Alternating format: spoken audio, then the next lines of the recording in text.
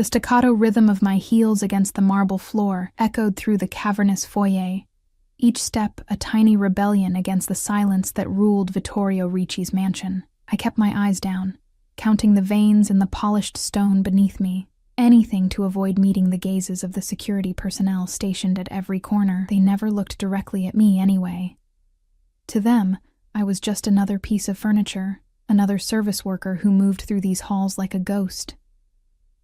"More starch next time, Elena," Mrs. Petrov, the head housekeeper, had scolded me that morning, pinching the collar of one of Mr. Ricci's Egyptian cotton shirts between her bony fingers. "And be careful with the cufflinks. The sapphire set went missing last week."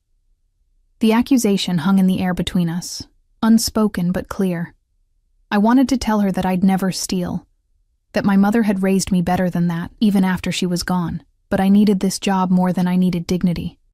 My father's medical bills weren't going to pay themselves, and being a live-in maid for one of Boston's most feared men came with benefits, health insurance being the most important one. The scent of lemon polish and leather permeated the West Wing as I pushed my cleaning cart toward the study. Mr. Ricci was supposed to be out until evening, a rare opportunity to thoroughly clean his private spaces without his intimidating presence. I'd been working here for 3 months, and I'd only glimpsed him a handful of times, usually from a distance, a dark silhouette moving from car to doorway, always surrounded by men in suits who never seemed to blink. I paused outside his study door, listening for any sounds within. Silence. I entered my access code, a luxury afforded to few staff members, and pushed the heavy oak door open. The room smelled of expensive cologne and aged whiskey, a heady combination that made my head swim slightly. Afternoon sunlight slanted through the floor-to-ceiling windows, illuminating dust particles that danced in the air. I moved to the windows first, spraying and wiping the glass until it was invisible. My reflection stared back at me, dark circles under eyes the color of honey, brown hair pulled back in a severe bun, the plain black uniform that made me fade into the background. 25 years old and already disappearing.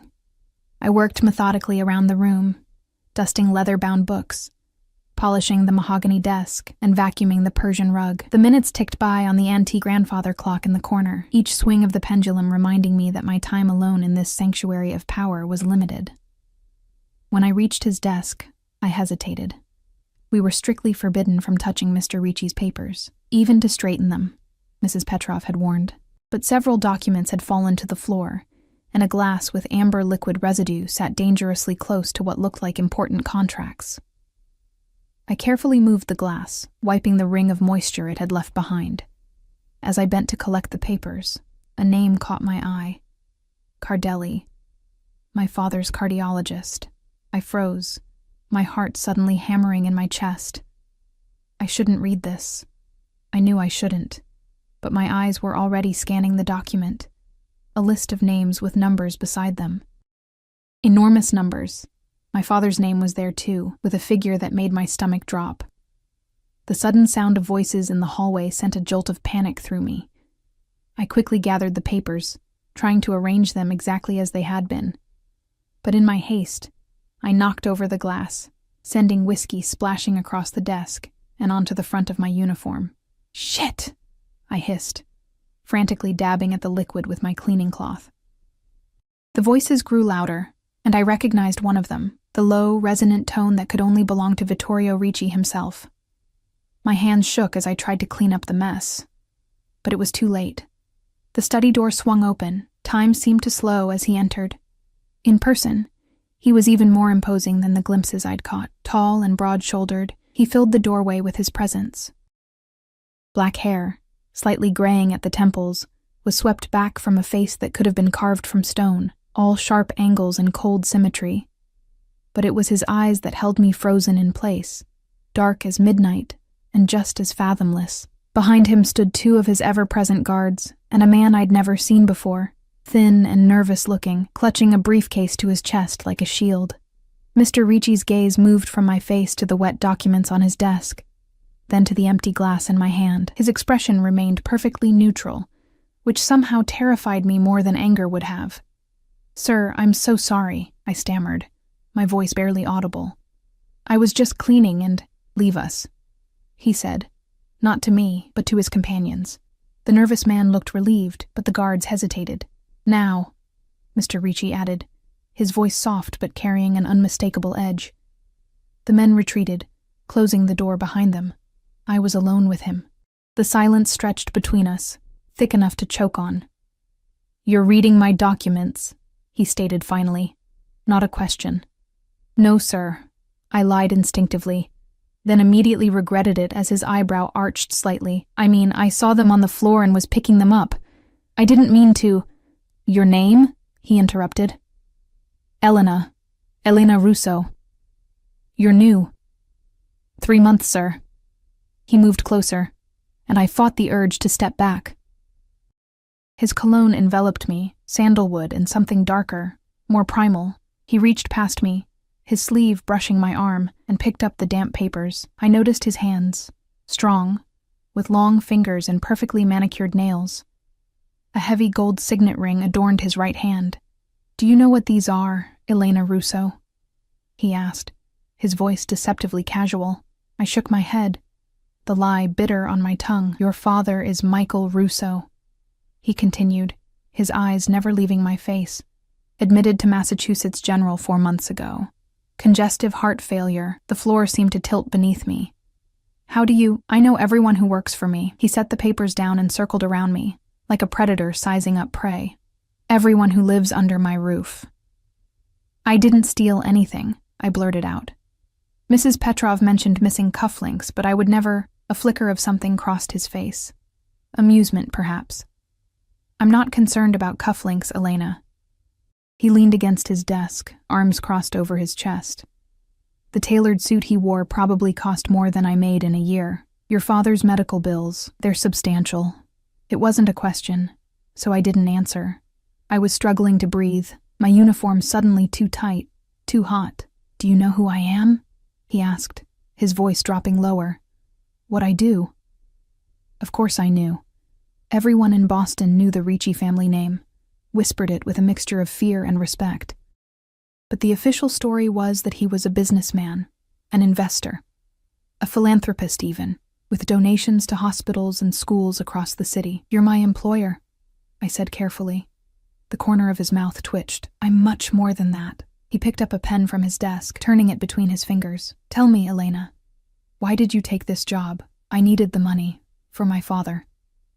"There are easier ways to make money. Not legal ones. Not for someone like me." The words escaped before I could stop them.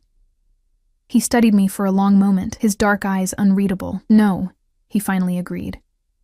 "Not for someone like you." He reached out suddenly and I flinched. But he only tucked a loose strand of hair behind my ear, his touch feather light. "Your father's doctor, Cardelli. He works for me." My breath caught. "What?" "Many people in this city work for me, whether they know it or not." His hand lingered near my face, not quite touching. "Your father's treatment has been adjusted. Did you notice? The private room, the specialist consultations, the experimental treatment that had been suddenly available." My mouth went dry. "Why?" I whispered. "I was curious about you." He said it so simply, as if it were the most natural thing in the world to manipulate someone's medical care out of curiosity. "You're different from the others. You see things, notice things." The temperature in the room seemed to drop. "I don't understand." "No," he agreed, "not yet." He straightened and buttoned his suit jacket. "You'll be moving to the East Wing tomorrow. Pack your things." The East Wing? That was where the family quarters were located, where no staff except the most senior were allowed. "You'll be attending to me personally from now on," he said, already moving toward the door. "Mrs. Petrov will be informed." "But I'm not qualified. I've never been a personal attendant." He paused at the door, looking back at me over his shoulder. Those dark eyes seemed to see right through me, past the uniform, past the careful facade I'd constructed.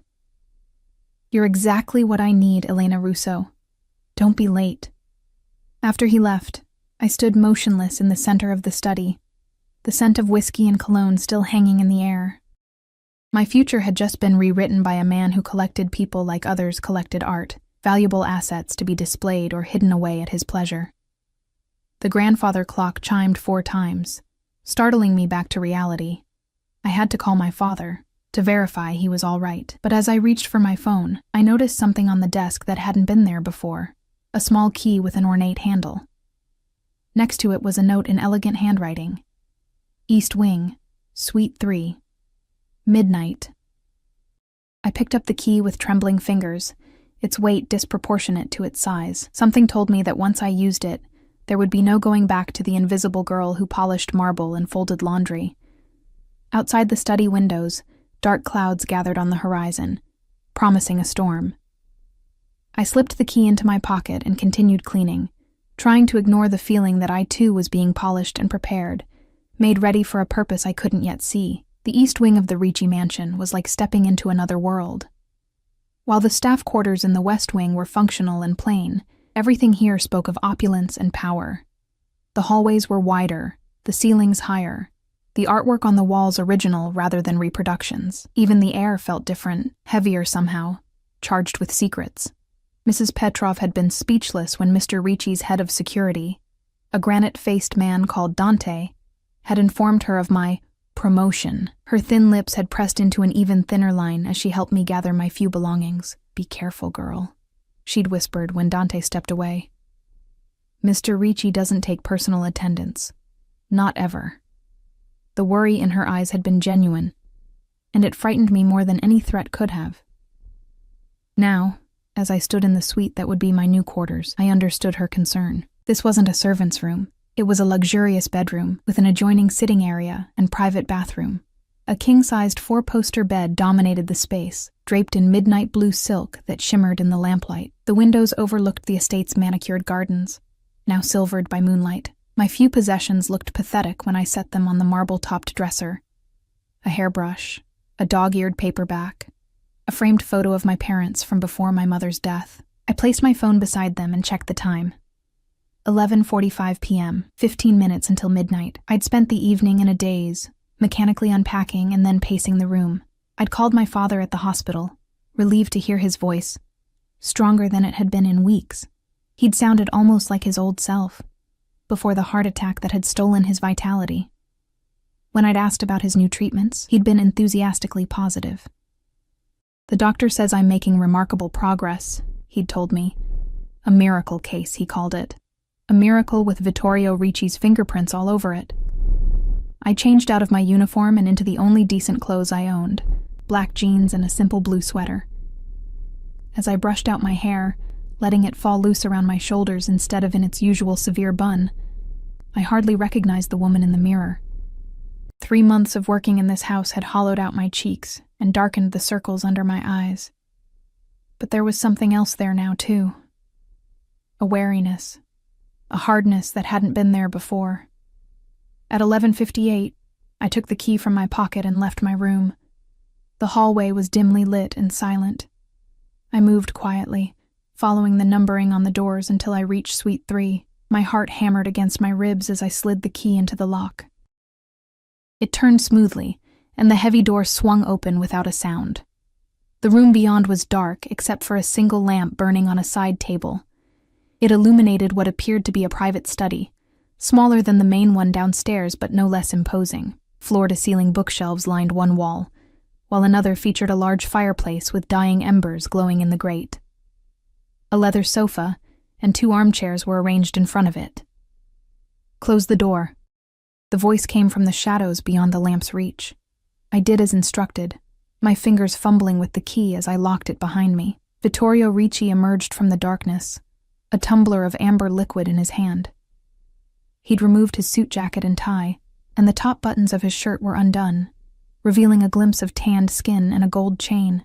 He looked more dangerous in this state of partial undress than he had fully clothed. "Sit," he said, gesturing to one of the armchairs. I perched on the edge, my back straight, hands folded in my lap. He took the seat across from me, studying me over the rim of his glass as he took a sip. "Do you know why you're here, Elena?" "No," I answered honestly. "You're here because you saw something you weren't supposed to see, and because you lied about it." He set his glass down. "I don't tolerate liars in my household." Fear coiled in my stomach. "Are you going to fire me?" A smile ghosted across his lips. "If that's what I wanted, You'd already be gone. Then what do you want from me? He leaned forward, elbows on his knees. In the firelight, his eyes looked almost red. I want your loyalty. You already have it. I work for you. No, you work for a paycheck. That's not loyalty. He reached for a folder on the side table and opened it. Inside were photographs, me visiting my father at the hospital, me walking to the bus stop, me having coffee with my friend Sarah weeks ago. How long have you been watching me? My voice shook despite my efforts to control it. Long enough to know you're perfect for what I need. He closed the folder. There's a rat in my organization, Elena. Someone close to me is feeding information to the Cardelli family. My mind flashed to the document I'd seen. Cardelli, the same name as my father's doctor. You mean Antonio Cardelli, the head of the family that controls North Boston. His face hardened. He's trying to move into my territory and someone is helping him. The reality of who Vittorio Ricci was crashed over me like a wave. Not just a businessman with shady connections, a mafia boss, engaged in a war I'd stumbled into blindly. What does this have to do with me? I asked, though I was beginning to understand. You're invisible to them. The help. Background noise. He waved a dismissive hand. They'll talk in front of you. Let things slip. But you'll be listening for me. You want me to spy for you. It wasn't a question. I want you to be my eyes and ears where I can't be. He picked up his drink again. Starting tomorrow, you'll accompany me everywhere as my personal assistant. You'll be in every meeting, every dinner, every negotiation. And if I refuse? His expression didn't change, but the temperature in the room seemed to drop. Your father's treatment is quite expensive. Experimental procedures rarely covered by insurance. It would be a shame if something interrupted it. The threat hung in the air between us, all the more terrifying for how calmly it was delivered. Why me? I asked, trying to keep my voice steady. You must have dozens of people you trust more. That's precisely the problem. Everyone expects me to use people I trust. He stood and moved to a cabinet, refilling his glass. No one will suspect the maid. And what happens when you find your rat? He turned to face me, leaning against the cabinet. That's not your concern, but it was. Whatever Vittorio Ricci did with the information I provided would be partly my responsibility. Blood would be on my hands too. I need to think about it, I said. He laughed then, a sound so unexpected it made me jump.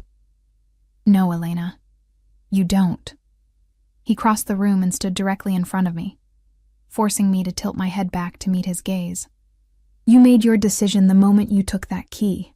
He reached down and took my hand, pulling me to my feet. We stood so close I could feel the heat radiating from his body, smell the whiskey on his breath. Your father will receive the best care money can buy. Your outstanding student loans will disappear. And when this is over, if you've served me well, you'll never have to worry about money again. His fingers brushed my cheek, tucking a strand of hair behind my ear just as he had in his study.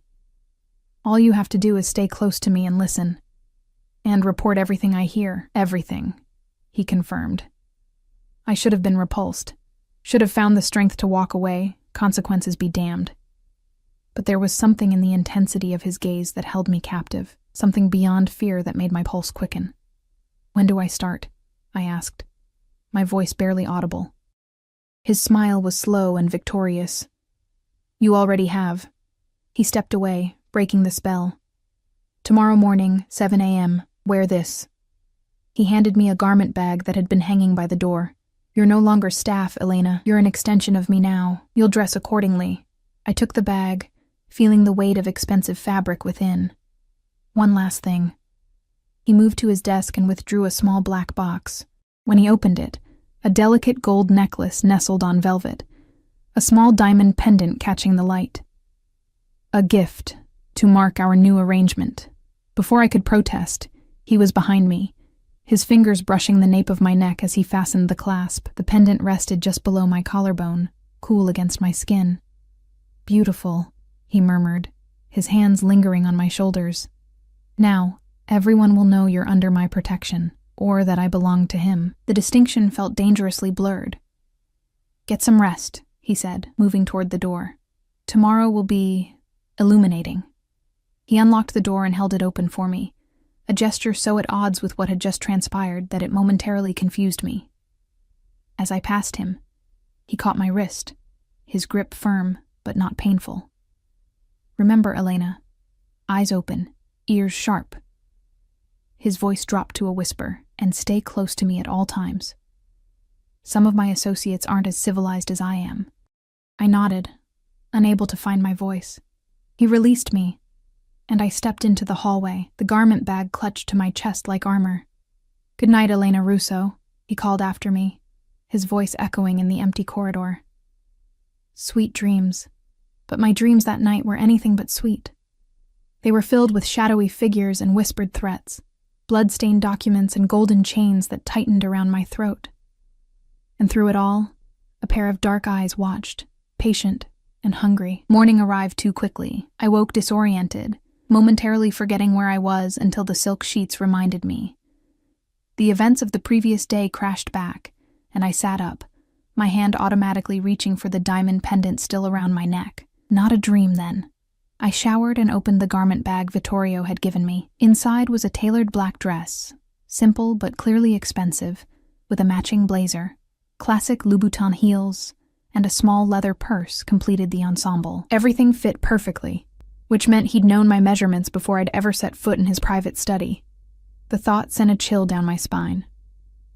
At precisely 6:55 a.m., I left my room and made my way downstairs.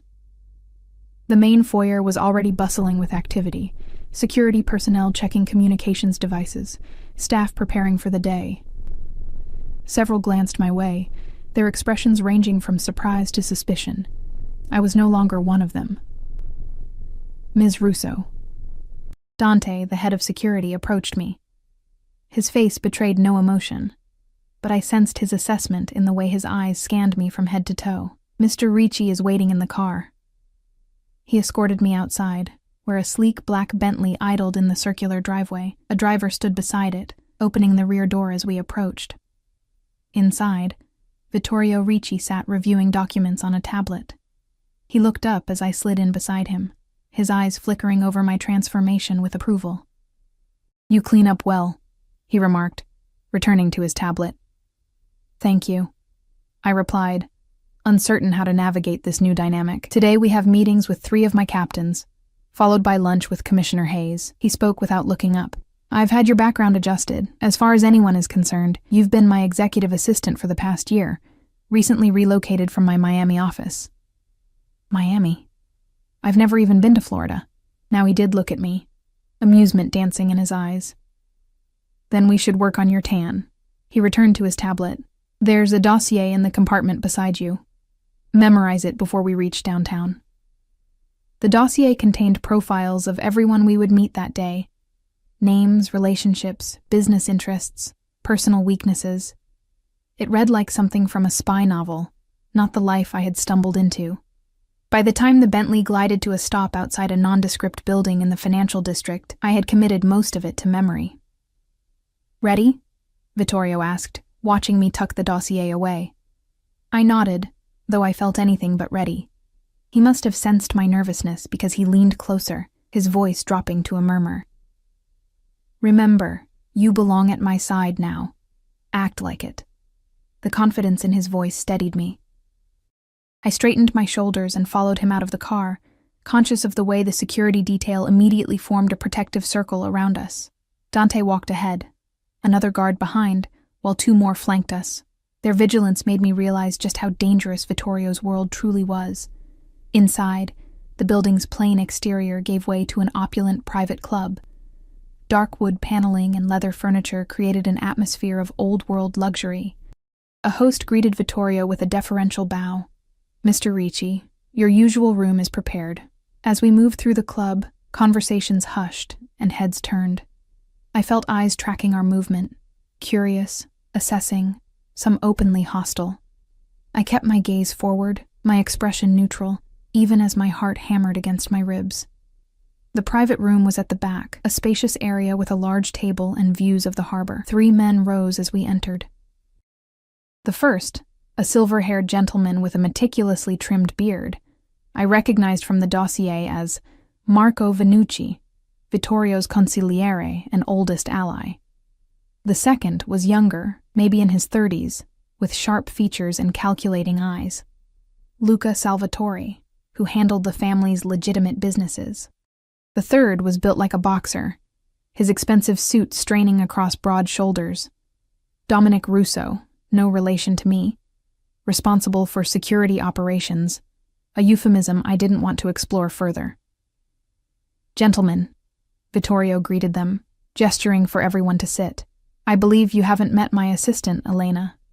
Their eyes turned to me, assessing in different ways. Marco's gaze was thoughtful, Luca's dismissive, but it was Dominic's openly appreciative look that made me uncomfortable.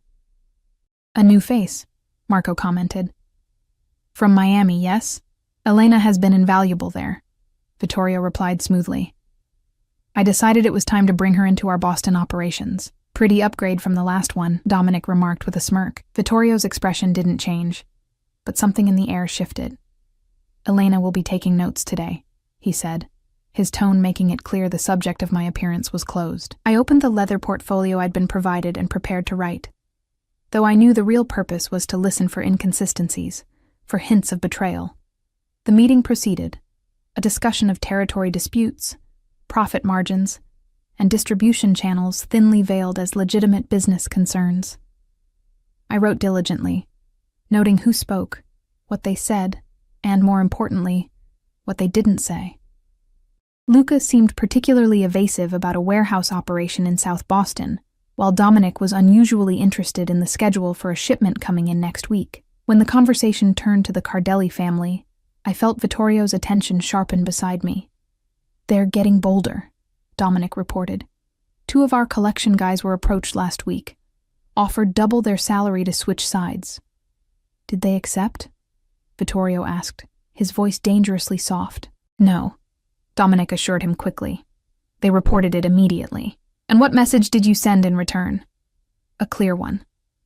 Dominic's smile didn't reach his eyes. "They won't be recruiting from our ranks again anytime soon." Marco cleared his throat. "There's another matter. The Cardelli boy, Michael, he's been seen at Veluto's." Vittorio's eyebrow rose slightly. Veluto's was his favorite restaurant, a fact noted in the dossier. "Coincidence?" he asked. Marco shook his head. "3 times in the past 2 weeks. Always when you have a reservation, though you've canceled the last 2. "So they're watching me?"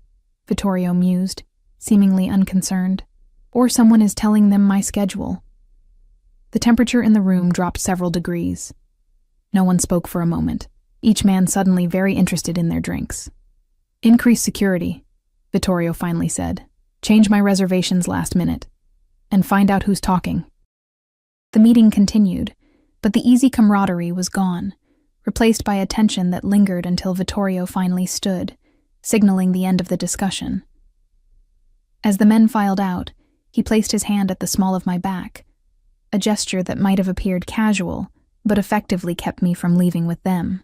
When the door closed, he turned to me. "Observations?" I hesitated, organizing my thoughts. Luca seemed nervous about the South Boston warehouse, and Dominic was too interested in next week's shipment. A smile touched his lips. "Good. What else?" "Marco is worried about you. Not just professionally. Marco has been with my family since before I was born," Vittorio confirmed. "He was my father's right hand before he became mine. And Dominic doesn't like that I'm here. He was sending you a message with that comment about an upgrade." Vittorio's eyes darkened. "Dominic often forgets his place." He moved to a sideboard and poured 2 glasses of water, handing one to me. His fingers brushed mine deliberately, and I felt a jolt of something that wasn't entirely fear. "You did well," he said, his voice softer than I'd heard it before. "Natural. They have no idea what you're really doing." "What am I really doing, Vittorio?" The question slipped out before I could stop it, his first name falling from my lips without permission. He didn't seem to mind. In fact, something like pleasure flickered across his face. "You're helping me protect what's mine." He took my glass and set it aside with his own. "And soon, you'll help me expand it." Our next meeting was at a construction site, a luxury high-rise development that served as one of the Ricci family's legitimate investments. The foreman practically tripped over himself to greet Vittorio, leading us through the half-finished building with nervous energy. "We're on schedule, Mr. Ricci. The foundation issues on the east side have been resolved, and the structural work is ahead of schedule." Vittorio nodded, asking occasional questions that demonstrated a surprising knowledge of construction. I stayed close behind him, noting how workers straightened as we passed, how conversations halted mid-sentence. As we toured the upper floors, still open to the elements with breathtaking views of the city, Vittorio pulled me aside while the foreman conferred with an engineer. "What do you see?" he asked quietly. I scanned the site. They're using different materials than what's in the plans. I'd noticed the discrepancy in the blueprints the foreman had shown us versus the actual construction. Vittorio's eyes gleamed with approval. "Very good, Elena." He turned to the foreman, his voice hardening. "Mr. Foster, a word." What followed was a masterclass in controlled intimidation. Without raising his voice or making a single explicit threat, Vittorio reduced the foreman to a stammering, sweating mess, extracting a confession about kickbacks from subcontractors for using cheaper materials. "You have until tomorrow to fix this," Vittorio concluded, his tone conversational, but his eyes cold. "Or I'll fix you." In the elevator down, I stood closer to Vittorio than necessary, unnerved by what I'd witnessed. "You're afraid of me now," he observed, not looking at me. "Should I be?" His eyes met mine in the mirrored walls of the elevator. "That depends on whether you're loyal." "I don't have a choice, do I? We all have choices, Elena." The elevator reached the ground floor, and he placed his hand at the small of my back again as the doors opened. "It's the consequences we can't escape." Lunch with Commissioner Hayes was at an exclusive club overlooking the harbor. The police commissioner was a florid-faced man with the forced joviality of someone who had compromised his principles so long ago, he barely remembered having them. He greeted Vittorio like an old friend, his eyes lingering on me with undisguised interest. "And who is this lovely addition to your staff, Vittorio?" "Elena Russo, my executive assistant," Vittorio replied, his hand once again finding the small of my back. There was something possessive in the gesture that hadn't been there before. "Elena, Commissioner Hayes oversees Boston's finest." "A pleasure, Ms. Russo," Hayes said, taking my hand and holding it a moment too long. "Likewise, Commissioner," I replied, keeping my expression professional despite my discomfort. Throughout lunch, I observed the carefully choreographed dance between the two men, Hayes accepting what was clearly an envelope of cash disguised as a campaign contribution, Vittorio inquiring about specific investigations as if he were merely a concerned citizen. The corruption was so blatant it was almost disappointing. "One more thing," Vittorio said as dessert was served. "There's been some troubling activity in the North End. The Cardelli organization." Hayes's expression flickered. "I haven't heard anything." "No?" Vittorio sipped his espresso. "That's curious. My sources tell me they're expanding aggressively, moving product through the docks your officers patrol." The commissioner shifted in his seat. "I'll look into it personally." "Please do." Vittorio's tone was pleasant, but his eyes were arctic. I'd hate to think my contributions were being divided among competing interests. After Hayes left, visibly rattled, Vittorio turned to me. "What did you notice?" "He knew about the Cardellis," I said immediately. "He was lying."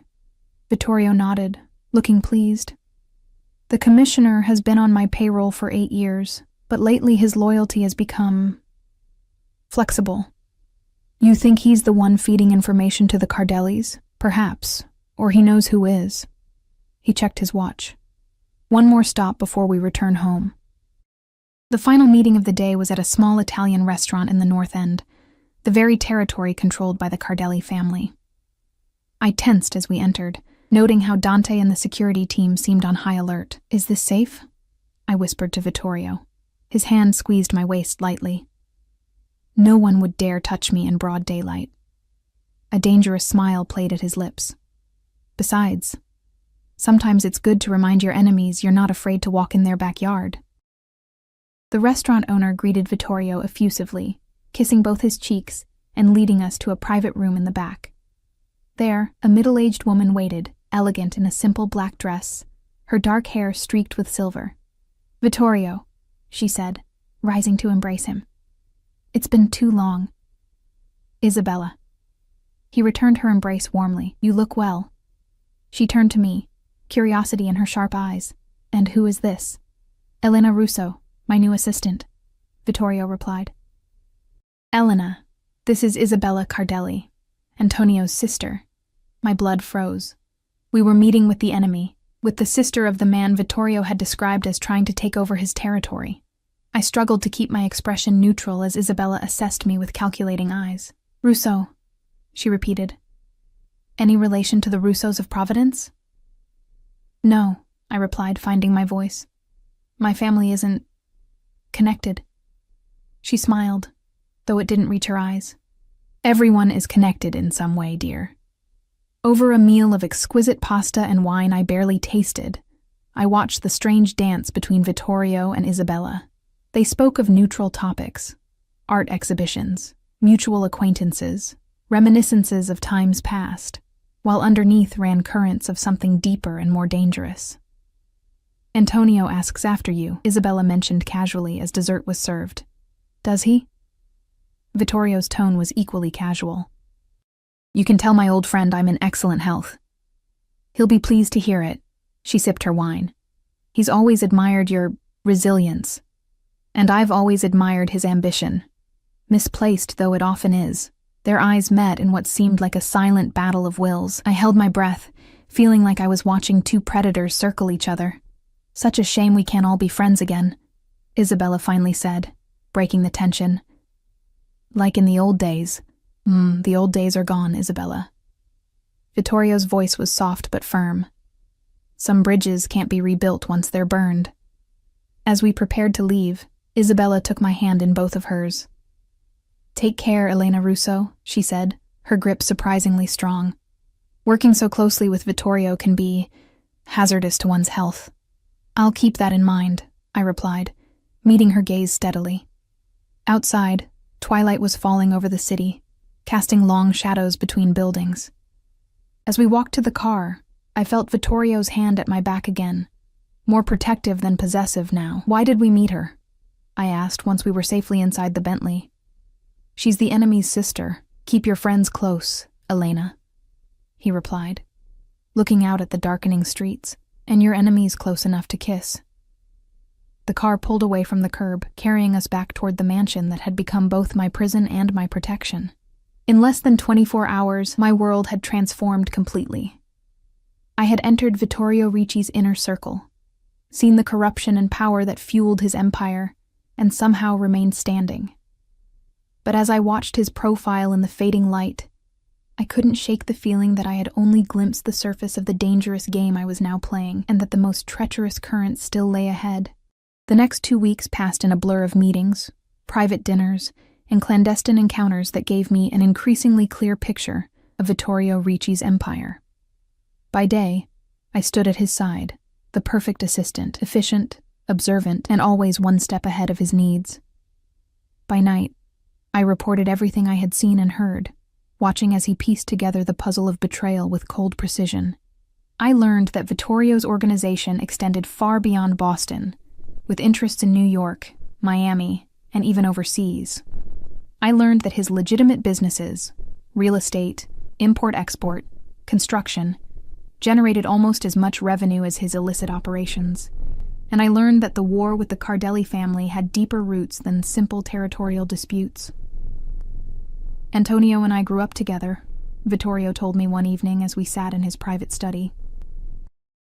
The hour was late, and he had loosened his tie, a glass of whiskey in hand. Our fathers were allies, then partners, then enemies. History repeating itself. What happened?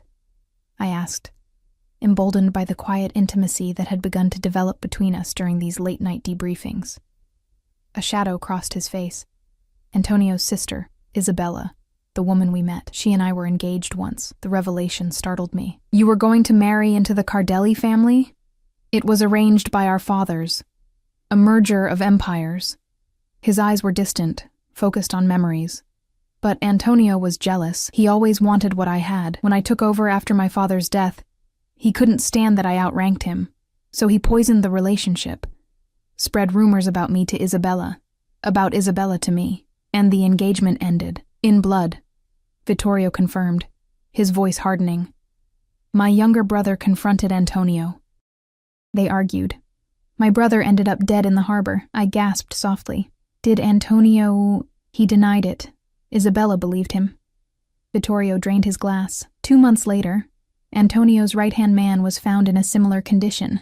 The families have been at war ever since. And Isabella, she still talks to you?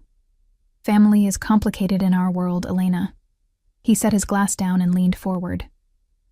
Isabella plays both sides, always has. She's loyal to her blood, but she and her brother don't always agree on methods. The complexity of these relationships made my head spin. Alliances formed and broken over decades, resentments nurtured like precious heirlooms, violence always simmering just below the surface. I think I'm getting closer to identifying our problem, Vittorio said, changing the subject. Thanks to you. I had become adept at watching for patterns, for inconsistencies in what people said versus what they did. Dominic's overenthusiastic reports of dealing with the Cardelli encroachment, Commissioner Hayes's nervous evasions, Luca's unexplained disappearances during critical meetings. You think it's one of your captains? I stated, rather than asked. I know it is. He rose and moved to stand by the window, looking out at the moonlit grounds. The question is which one, and how to draw them out. He turned to face me, his expression calculating. I've been thinking about that. We need to set a trap. What kind of trap? We'll feed different information to different people. See which version reaches the Cardellis. He moved closer, his eyes never leaving mine. But for this to work, we need to give them something significant, something they can't ignore. Like what? Like me. His voice dropped lower, or more specifically, like you. A chill ran through me. I don't understand. He sat on the edge of his desk, directly in front of my chair. From now on, Elena, you and I will be more than employer and assistant in the eyes of my organization. Much more. Understanding dawned. You want people to think we're involved, intimately. He reached out and traced a finger along the diamond pendant I still wore. It's already being whispered. Your sudden appearance, your closeness to me, this necklace. My pulse quickened at his touch. And how does this help catch the traitor? Antonio Cardelli has one significant weakness. He's obsessed with taking what belongs to me. A dangerous smile played at Vittorio's lips. If he believes you're important to me, truly important, he'll want you for himself. And our rat will tell him everything about you, trying to give him an advantage. You're using me as bait, I said. A statement rather than a question. I'm elevating your position. His hand moved from the pendant to cup my cheek. You'll be safer this way. No one will dare touch what belongs to Vittorio Ricci. There it was again. That sense of ownership, of possession. I should have been repulsed, should have pulled away. Instead, I found myself leaning into his touch, craving it in a way that terrified me. Do I have a choice? I whispered. His thumb brushed across my lower lip. You always have a choice, Elena. But I think you've already made it. The next day marked the beginning of my new role. Vittorio's hand remained at the small of my back wherever we went, but now his touch was more obvious, more proprietary. He pulled out my chair at meetings, let his fingers linger on mine when passing documents, spoke to me in low, intimate tones that others couldn't hear but could certainly observe. The reactions were immediate and varied. Marco watched with paternal concern, Luca with calculating assessment, and Dominic with poorly disguised jealousy. Word spread through the organization like wildfire. The boss had taken a lover, and not just any lover, but his mysterious new assistant with no connections to the family business. They're talking, Dante informed Vittorio as we returned to the mansion after a particularly public display at one of Vittorio's clubs. Every captain, every soldier, every associate. Good, Vittorio replied. Let them talk. In private, our relationship remained professional, though the line was blurring with each passing day. Our late-night strategy sessions grew longer, more personal. I found myself sharing stories about my childhood, about my mother's death from cancer when I was 15, about my father's struggle to raise me alone while working 2 jobs. And Vittorio, to my surprise, shared in return. Tales of a strict father who demanded perfection, of learning the family business from the ground up, of the brother he had lost and still mourned. "You're not what I expected," I admitted one night. "What did you expect?" he asked, genuinely curious. "Someone colder, less human." He laughed, the sound warming the space between us. "Monsters are still men, Elena. We bleed, we hunger, we desire." His eyes held mine. "We're just more honest about it." A week into our charade, the trap was baited further when Vittorio announced a gathering at the mansion, a celebration of a successful real estate acquisition that had expanded the family's legitimate holdings. Everyone would be there. Captains, associates, politicians, even friendly competitors. "This will be our best opportunity," he told me as his personal tailor fitted me for a gown for the occasion. "Whoever is feeding information to the Cardellis will be watching us closely, looking for any detail that might be valuable."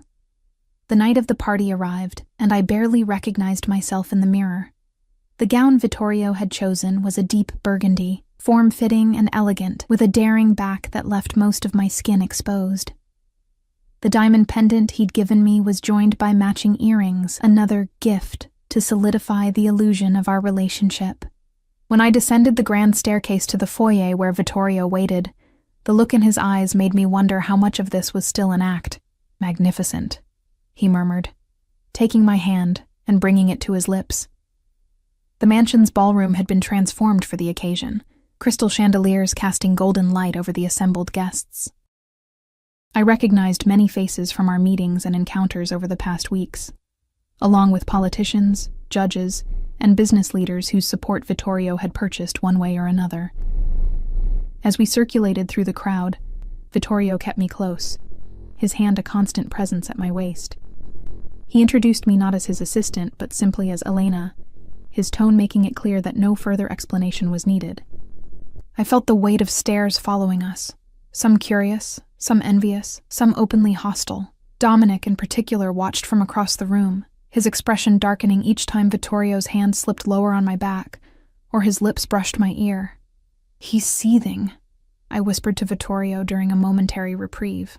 "Dominic has always wanted what he can't have," Vittorio replied, his breath warm against my skin. "It makes him predictable."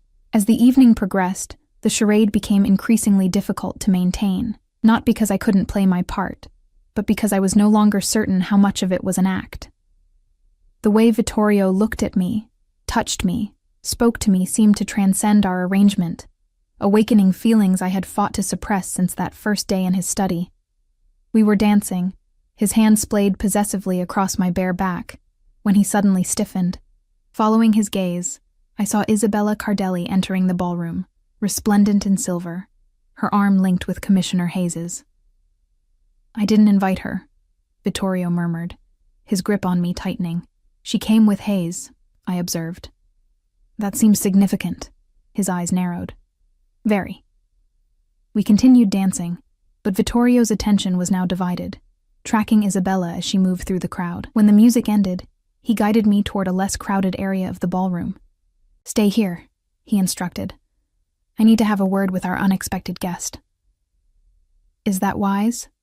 His smile was predatory. "Wisdom has little to do with it." I watched as he approached Isabella, noting how conversations hushed as he passed.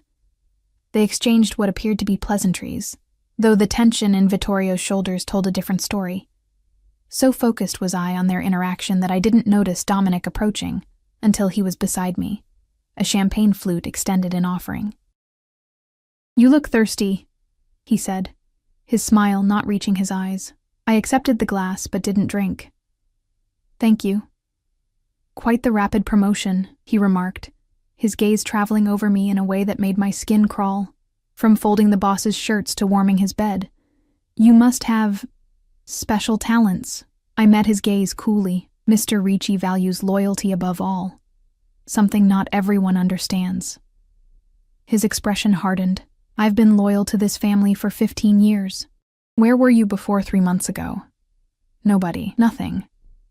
"And yet here I am," I replied, the diamond at my throat catching the light as I tilted my chin up. By his side. Dominic stepped closer, invading my space. For now. But Vittorio tires of his toys eventually. And when he does, his finger traced the line of my necklace, a grotesque mimicry of Vittorio's touch. Perhaps you'll find new employment. I took a deliberate step back from Dominic's touch, my heart hammering. I should return to Vittorio. His hand shot out, gripping my wrist with bruising force. He's busy catching up with an old flame. Why not get to know the family a little better? Before I could respond, a shadow fell over us. Remove your hand from what belongs to me, Dominic. Vittorio's voice was soft, almost conversational, but the threat within it was unmistakable. Dominic released me immediately, a forced smile replacing his predatory expression. Just keeping Ms. Russo company while you were occupied, boss. Your attention is neither required nor welcome. Vittorio's arm slid around my waist, pulling me against his side. In fact, I believe you have duties elsewhere tonight. The shipment at the North Docks needs supervision. Confusion flickered across Dominic's face. The North Docks? But I thought, plans change. Vittorio interrupted. I've decided to move the schedule forward, tonight. You should leave now if you want to oversee it properly. I felt the significance of the moment, understanding what Vittorio was doing. False information, delivered directly. If Dominic was the traitor, the Cardellis would be waiting at the North Docks for a shipment that didn't exist. Of course, Dominic said after a moment's hesitation. I'll handle it personally. As he walked away, I released a breath I hadn't realized I was holding. Vittorio's arm remained around me, his body radiating tension. Are you all right? He asked, his voice low. I nodded. Just surprised. He was forward. He won't touch you again. The certainty in Vittorio's voice sent a shiver through me. Ever. For the remainder of the evening, Vittorio kept me within arm's reach, his attentiveness no longer feeling like part of our charade.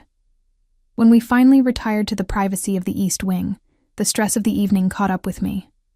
My hands trembled as I removed the diamond earrings.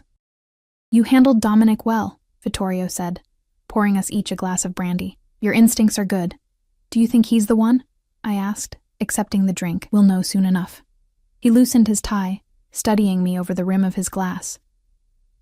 Dante has men watching the North Docks. If the Cardellis show up, we'll have our answer. I sipped my brandy, feeling its warmth spread through my chest. And if they don't? Then we try again. Luca received different information earlier today, and Marco, a third version. He moved closer, reaching out to tuck a strand of hair behind my ear, a gesture that had become familiar, almost intimate. One of them will betray their hand. The proximity, the touch, the intensity of his gaze. It all became too much. I should go, I said, setting down my glass. It's late. His hand caught mine as I turned to leave. Elena. Just my name, but the way he said it made me pause. You were magnificent tonight. Every eye in that room was on you. That was the plan, wasn't it? To attract attention. Yes. His thumb traced circles on my palm. But I didn't anticipate how it would affect me, seeing you this way, having everyone believe you're mine. The air between us grew charged, heavy with unspoken desires and dangerous possibilities. I knew I should pull away, maintain the professional boundary that was already blurring beyond recognition. Instead, I found myself swaying toward him. Vittorio. My voice was barely a whisper. His phone rang, the harsh electronic sound shattering the moment. He released my hand to answer it, his expression instantly shifting from desire to calculated interest. Speak, he commanded. As he listened, his eyes found mine again, a cold smile spreading across his face. Interesting. Keep watching. Report any changes. He ended the call and set the phone aside. The Cardellis just arrived at the North Docks with a full crew. Seems Dominic passed along our little fiction. Relief and vindication washed through me. So he's the traitor. It appears so. Vittorio's expression was predatory now. Satisfaction mingled with anticipation. But let's be certain. We need to catch him in the act. Undeniable proof. How? We'll feed him one final piece of information. something so valuable the Cardellis won't be able to resist. He moved to his desk and withdrew a leather portfolio. The complete list of our distribution network, transport routes, and security protocols. The crown jewels of our operation. My eyes widened. You'd risk that? It's a fake, of course, but convincing enough. He handed me the portfolio. Tomorrow morning, you'll take this to the safe in my downtown office. Make sure Dominic sees you doing it. Let him overhear you telling me it's been secured. What if he tries to take it himself? Vittorio's smile was cold. That's exactly what we want him to do. The next day, I followed Vittorio's plan precisely. Dressed in another impeccable outfit, I carried the portfolio conspicuously through the downtown office where Dominic was meeting with security personnel. I made a point of entering the code to Vittorio's private safe, placing the portfolio inside with deliberate care. When Dominic approached me afterward, his manner was overly casual. Important documents? I gave him a cool smile. Mr. Ricci values my discretion regarding his business affairs. Of course. His eyes flickered to the safe and back. Just making conversation. That evening, I reported the exchange to Vittorio. He was definitely interested. Good. Vittorio checked his watch. The office will be mostly empty by now. Let's see if our fish takes the bait. In Vittorio's private security room, we watched live camera feeds from the downtown office. 2 hours passed with nothing of note. I was beginning to think we had misjudged when a figure appeared on the screen, moving furtively through the darkened hallways. Dominic? Vittorio confirmed, leaning forward. We watched as he entered Vittorio's office, went directly to the safe, and entered the code. The same code I had deliberately used in his presence. The safe swung open, and Dominic quickly located the portfolio, flipping through its contents with evident satisfaction, before tucking it into his jacket. We have him, Vittorio said, his voice deadly soft. What happens now? I asked, though I feared I already knew the answer. Now? He turned to me, his eyes dark with promised violence. Now we close the trap. What followed was a blur of activity. Security teams were mobilized, orders given in terse, efficient commands. I remained by Vittorio's side, watching as he orchestrated Dominic's downfall with the precision of a conductor leading an orchestra. He's heading east on the turnpike, reported one of the security team, tracking Dominic's car. Looks like he's heading for the Cardelli territory. Let him deliver the package, Vittorio instructed. I want Antonio to receive it personally, then bring them both to the warehouse. I felt sick with the knowledge of what was coming, yet I couldn't bring myself to object. This was the world I had entered, the price of my father's health and my own safety. Clean hands were a luxury I could no longer afford. Hours later, Vittorio's phone rang. He answered, listened briefly, then simply said, Good. Prepare them for my arrival. He turned to me. It's done. Dominic was caught meeting with Antonio Cardelli himself. They're both secured. What will you do to them? I finally asked. What must be done? He studied my face. This troubles you. It wasn't a question, but I answered anyway. Yes. Because you think I'm going to kill them. I remained silent, which was answer enough. Death is sometimes necessary in our world, Elena, but it's rarely the most effective punishment. He reached for his suit jacket. Come with me. See for yourself. I should have refused. Should have drawn a line between witnessing corruption and witnessing whatever was about to happen. Instead, I found myself in the Bentley beside him, driving to an industrial area near the harbor. The warehouse was nondescript, the kind of building no one would look at twice. Inside, it was cavernous and dimly lit. In the center of the concrete floor, 2 men knelt with their hands bound behind them, Dominic, and a man I recognized from photographs as Antonio Cardelli. Dominic's face was already bloody, one eye swollen shut. Antonio appeared untouched, but pale with fear. When they saw Vittorio approaching, Dominic's remaining eye widened in terror, while Antonio maintained a defiant glare. Vittorio, Antonio greeted, his voice surprisingly steady. This is beneath even you. Betrayal is beneath me, Vittorio replied calmly. Yet here we are. He circled the kneeling men slowly, like a predator toying with cornered prey. 15 years, Dominic. 15 years of trust, of prosperity, of protection. And you sell me out for what? Money? Power? He stopped in front of his former captain. Or was it just jealousy? Dominic's gaze flickered to me, standing just behind Vittorio. She's not worth it, he spat. Whatever you think she is, she's just a maid. Trash you lifted from nothing. Vittorio's hand shot out, gripping Dominic's jaw with bruising force. She is worth 100 of you. Loyal, intelligent, and mine. He released him with a shove that sent Dominic sprawling. You never understood what makes a person valuable. He turned to Antonio. And you. Did you really think I wouldn't notice your pathetic attempts to infiltrate my organization? Did Isabella know what you were planning? Antonio's expression faltered at the mention of his sister. Leave her out of this. I intend to, Vittorio replied. In fact, by tomorrow, she'll be the head of what remains of the Cardelli family, a position you're about to vacate. I expected gunshots, knives, the violence I'd been dreading. Instead, Vittorio simply nodded to Dante, who approached with a laptop and a stack of documents. Sign, Vittorio ordered Antonio. Every page. What is this?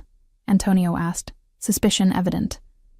The transfer of all Cardelli holdings to your sister's name, your resignation from every company board, your confession to 3 federal crimes I've selected, enough to keep you in prison for 20 years. Vittorio smiled coldly. Your life, in exchange for your empire. Antonio's face drained of color. You can't do this. I already have. Vittorio checked his watch. FBI agents are currently raiding your home with a warrant based on anonymous tips. They'll find exactly what I want them to find. The only question is whether you'll be arrested, or whether you'll be found with Dominic in the harbor. The choice was clear, and Antonio knew it. With shaking hands, he signed every document, effectively surrendering everything he had built. When it was done, Vittorio turned to Dominic. As for you, I'm more traditional with traitors.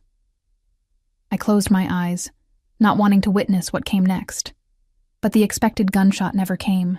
When I looked again, Dominic was being dragged away, still very much alive. What will happen to him? I asked, as Vittorio guided me back to the car. He'll disappear, Vittorio replied simply. His fate will serve as a reminder to anyone else who might consider betrayal. As we drove back to the mansion, dawn was breaking over the city, painting the sky in shades of gold and rose. I felt exhausted but strangely at peace. The danger had passed. My father was recovering, and I had survived in a world that devoured the weak. What happens now? I asked Vittorio, as the Bentley pulled through the mansion gates. With us? He took my hand, bringing it to his lips. That depends on you, Elena. Your job is done. The threat is eliminated. You're free to go back to your old life if you wish. The thought of returning to anonymity, to struggling with bills and uncertainty, felt hollow after what I'd experienced. And if I don't wish that? I asked quietly. His eyes met mine, dark and intent. Then you stay. Not as my maid, not even as my assistant, his fingers intertwined with mine. But as the woman who stood beside me when I needed her most, the woman who proved her loyalty beyond any doubt. In that moment, I made my choice, not out of fear or necessity, but out of the undeniable truth that had been growing between us. I had glimpsed the darkness in Vittorio Ricci's world and found that I could walk through it without losing myself. I'll stay, I said, sealing my fate with 2 simple words. His smile was slow and victorious, like that first night in his study. But there was something else there now, too. Something that looked dangerously like love. Good, he murmured, drawing me closer, because I'm not ready to let you go. As his lips found mine, I understood what it truly meant to belong to someone like Vittorio Ricci, not as possession, but as partner. Equal in a world where power was the only currency that mattered, and for the first time since stepping into his mansion, I didn't stand behind him. I stood beside him.